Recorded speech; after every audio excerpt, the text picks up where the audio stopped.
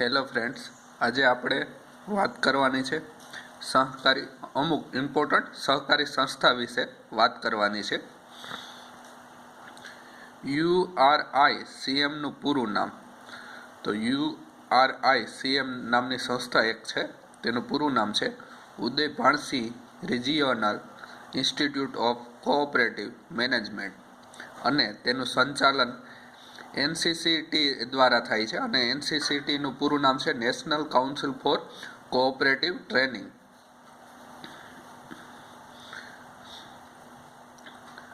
સહકારી શિક્ષણ સંદર્ભે 1960માં કઈ સમિતિ બનાવવામાં આવી હતી?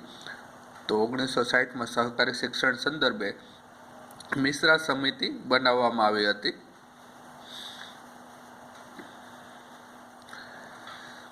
VAMNICOM નું પૂરું નામ. તો તેનું પૂરું નામ છે Vaikuntha Mehta national institute of cooperative management અને તેનું વડું મથક પૂના ખાતે આવેલું છે.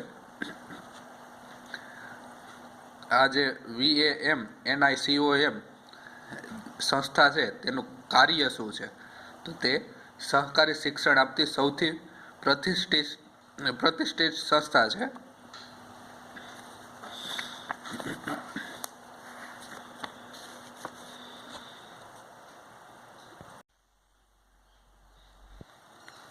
અને આ જે વૈકુંઠભાઈ મહેતા છે એ ભારતની સહકારી પ્રવૃત્તિના પાયોનિયર ગણાય છે.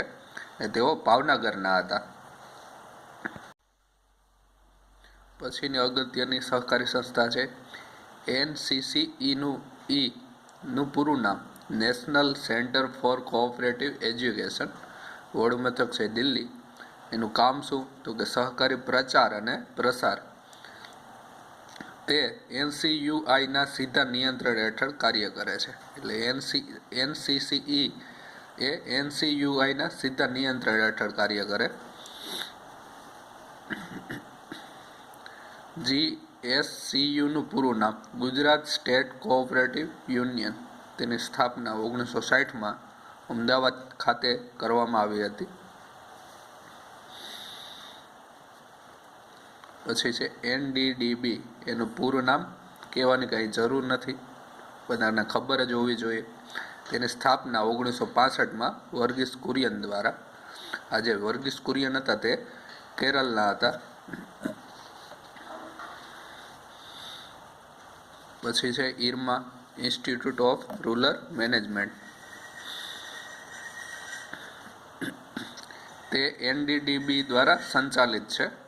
તેની સ્થાપના 1979માં આણંદ ખાતે. ને સ્થાપના પણ કોણે કરેલી છે? વર્ગીસ કુરિયન. પછી છે ક્રિફકો, કૃષક ભારતી કોઓપરેટિવ લિમિટેડ. તેની સ્થાપના 1980માં ઉત્તર પ્રદેશમાં કરવામાં આવી. ને કામ તો કે ખાતરમાં ખાસ કરીને યુરિયા ઉત્પાદક. પછી છે IFFCO Indian farmers fertiliser cooperative limited. તેની સ્થાપના 1967માં કરવામાં આવી. ક્યાં કરવામાં આવી? દિલ્હી ખાતે. તેનું કામ ખાતર યુરિયા ઉત્પાદક એટલે કે યુરિયાના ઉત્પાદન માટે. Gujcot Gujarat state cooperative cotton fertiliser limited. તેની સ્થાપના અમદાવાદ ખાતે કરવામાં આવી. પછી GNFC Gujarat Narmada valley fertilisers and chemicals. તેની સ્થાપના 1981માં ભરૂચ ખાતે ને તે પણ ખાતર ઉત્પાદક માટે.